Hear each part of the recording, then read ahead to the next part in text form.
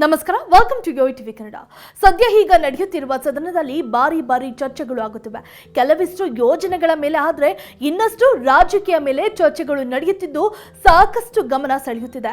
ಸದಾ ಸ್ವಪಕ್ಷದ ಬಿಜೆಪಿ ವಿರುದ್ಧ ಹರಿಹಾಯುವ ಬಸವನಗೌಡ ಪಾಟೀಲ್ ಯತ್ನಾಳ್ ಇದೀಗ ಸದನದಲ್ಲಿ ಈ ಬಾರಿ ಬಿಜೆಪಿ ಹೀನಾಯವಾಗಿ ಸೋಲಲು ಕಾರಣವೇನು ಎಂಬುದನ್ನು ಸ್ಫೋಟಕವಾಗಿ ಹೇಳಿ ಮತ್ತೊಮ್ಮೆ ತಮ್ಮ ಬಿಜೆಪಿ ನಾಯಕರ ಮೇಲೆ ಚಾಟಿ ಬೀಸಿದ್ದಾರೆ.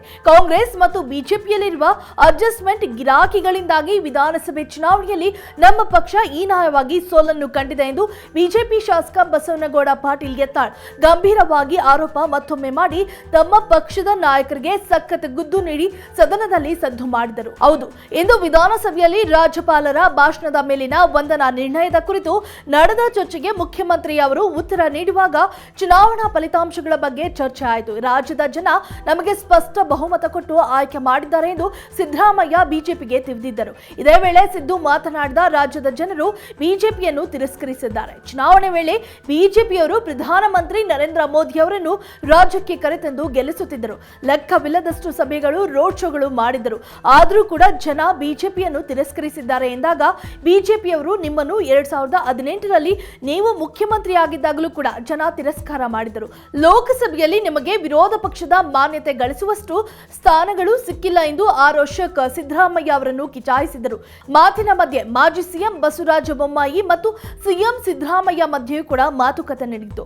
ಸಿಎಂ ಸಿದ್ದರಾಮಯ್ಯ ಅವರು ಮಾತನಾಡುತ್ತಿದ್ದ ವೇಳೆ ಪ್ರಶ್ನೆಯೊಂದಕ್ಕೆ ಬೊಮ್ಮಾಯಿ ಅವರು ನಾನು ನೀವು ಎಲ್ಲ ಒಟ್ಟಿಗೆ ಇದ್ದವರು ಎಂದು ಹೇಳಿದರು. ಆಗ ಬೊಮ್ಮಾಯಿ ಹೇಳಿದ ಮಾತಿಗೆ ಉತ್ತರಿಸಿದ ಸಿಎಂ ಸಿದ್ದರಾಮಯ್ಯ ಸದನದಲ್ಲಿ ಇದು ಒಂದೇ ನೀನು ಹೇಳಿದ ಸತ್ಯ ಎಂದು ಕಾಲೆಳೆದರು. ಅಲ್ಲದೆ Basavaraj Bommai love me very much, ಹೊರಗಡೆ ನನ್ನನ್ನು ತುಂಬಾ ಲವ್ ಮಾಡ್ತಾನೆ ಎಂದ ಸಿಎಂ ಸಿದ್ದರಾಮಯ್ಯ ಬಿಜೆಪಿಯವರಿಗೆ ಯಾವತ್ತೂ ಜನರ ಆಶೀರ್ವಾದ ಸಿಕ್ಕಿಲ್ಲ.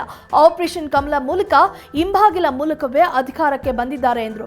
ಆಗ ಬೊಮ್ಮಾಯಿ ಅವರು ಏನು ಹಿಂಬಾಗಿಲ ಮೂಲಕ ರಾಜೀನಾಮೆ ಕೊಟ್ಟು ಚುನಾವಣೆ ಎದುರಿಸಿ ಬಂದ ಮೇಲೆ ಹಿಂಬಾಗಿಲು ಹೇಗಾಗುತ್ತದೆ ಎಂದು ಕುಟುಕಿದರು.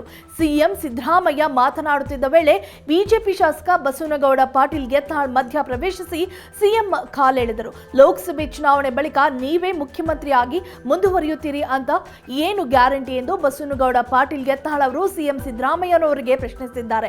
ನೀನು ಈ ಪಕ್ಷದಲ್ಲಿ ಹಿರಿಯ ರಾಜಕಾರಣಿ, ನೀನು ಸಿಎಂ ಆಗಬೇಕಿತ್ತು ಯತ್ನಾಳ್ ಎಂದು ಸಿಎಂ ಅಂದಾಗ ಯತ್ನಾಳ್ ಏನ್ ಮಾಡೋದು ಸರ್, ನಮ್ಮಲ್ಲಿ ಅಡ್ಜಸ್ಟ್ಮೆಂಟ್ ಗಿರಾಕಿಗಳು ಇರುವಾಗ ನಾನೇನು ಮಾಡುವುದಕ್ಕೆ ಆಗಲ್ಲ ಅಂತ ಗೊತ್ತಿದೆ ಎಂದು ಬೇಸರದಿಂದ ನಗುತ್ತಲೇ ಹೇಳಿದರು ಯತ್ನಾಳ್.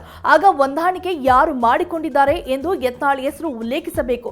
ಪ್ರತಿ ಬಾರಿಯೂ ಹೇಳಿದ್ದನ್ನೇ ಹೇಳಿ ಗೌಪ್ಯವಾಗಿ ಇಡಬಾರದು ಎಂದು ತರಾಟೆಗೆ ತೆಗೆದುಕೊಂಡಾಗ ಈಗಾಗಲೇ ನಾನು ಮಾಧ್ಯಮಗಳ ಮೂಲಕ ಘಂಟಾಘೋಷವಾಗಿ ಸತ್ಯ ಹೇಳಿದ್ದೇನೆ ಎಂದು ಹೇಳಿದ್ದಾರೆ. ಪ್ರಧಾನಿ ನರೇಂದ್ರ ಮೋದಿಯವರು ವಂಶವಾದ ಹಾಗೂ ಭ್ರಷ್ಟಾಚಾರದ ಆಡಳಿತವನ್ನು ಕಿತ್ತು ಹಾಕುತ್ತಾರೆ ಎಂದು ಗುಡುಗಿದರು. If you like this video ಬೇಗ ಲೈಕ್ ಮಾಡಿ, ಕಾಮೆಂಟ್ ಮಾಡಿ, ಶೇರ್ ಮಾಡಿ ಹಾಗೂ ಯೋಯೋ ಟಿವಿ ಕನ್ನಡವನ್ನು ಸಬ್ಸ್ಕ್ರೈಬ್ ಮಾಡಿ.